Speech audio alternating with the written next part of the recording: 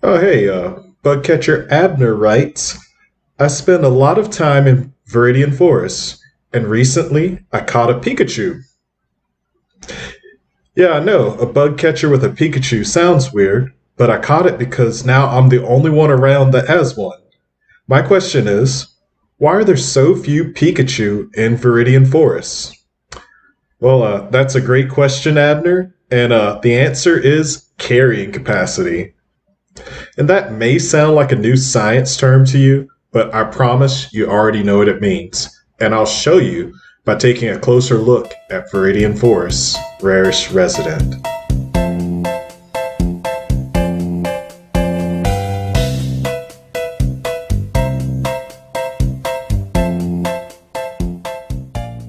So, if we want to find out why Pikachus are so rare in Viridian Forest, we need to know what it actually needs to survive. And like any animal, Pikachus need at least three basic things: food, water, and some sort of shelter to live in. And here in Viridian Forest, you can see there's lots of all three of those things. Pikachus love to eat berries, and Viridian Forest is filled with all kinds of berry trees. There's also lots of water features such as rivers, lakes, and small ponds, so Pikachus can get plenty of water. And this dense forest habitat has lots of hollow logs, trees, caves, and other kinds of shelters that Pikachus can live in to stay safe from predators. More on them later. With this abundance of resources, you would think there'd be a lot of Pikachus living absolutely everywhere in Viridian Forest, so where are they? We know from field research by Professor Oak's lab that Pikachu only make up about 5% of the Pokemon you find in Viridian Forest.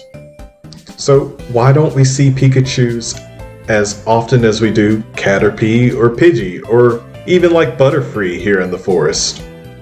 And the reason why is because life really isn't perfect for Pikachu here in Viridian Forest. There's only so much food, water, and shelter available for Pikachus here. I think of it like a scale, with Pikachus on one side and the resources they need on the other. And if you only had like one Pikachu, there'd be plenty of food, water, and shelter for that one Pokemon to live off of. And even if they're just a small family of Pikachu and Pichu, they would barely tip that scale. But as Pikachu's population climbs, you get less food and shelter to go around. And eventually you'd reach a point where there's just enough food for those little electric mice to eat. And if the Pikachu population gets a bit higher, there won't be enough berries to feed them all. So at that point, we've hit Pikachu's carrying capacity, the average population density based on what Viridian Forest can provide for.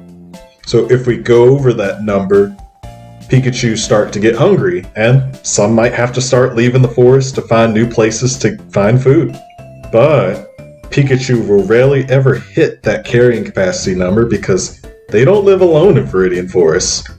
There's lots of Caterpie and Pidgey living here as well, and they also like to eat berries, so it's almost as if they're taking berries from the scale for Pikachu and putting them on their own. And there's also dangerous predators living here in Viridian Forest. During the day, Beedrills and Pidgeotos are flying around looking for a small, nice snack they could eat when Pikachu fits that bill. And at night, Noctowl and Ariados serve a similar role as top predator. All this competition for food and predators in the area mean Pikachu are quite rare in Viridian Forest.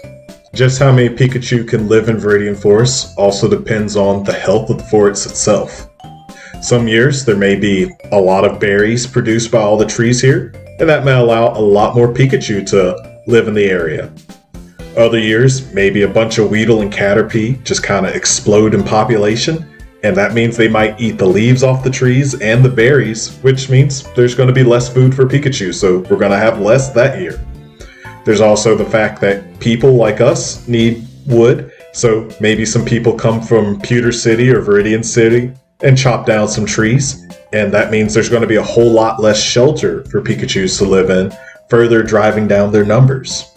Like we said earlier, we don't know Pikachu's average number, but at least we know about 5% of the Pokemon you'll see while traveling around Viridian Forest will be a Pikachu. So the next time you're in Viridian Forest, count yourself lucky if you see that yellow tail poking out of the grass. Also, this concept can be applied to animals in our world, whether it's squirrels looking for nuts in a park, or sharks on a coral reef, or maybe some beetles living out in the desert. They're all looking for shelter, food, and water, and their numbers have to match what that environment can provide for. So I hope that answered your question, Abner. If you have any more, just send me another email. And join me next time when we try to figure out why Tyranitar, Charizard, and other really big predators are just so rare to find when you're out and about in the wild.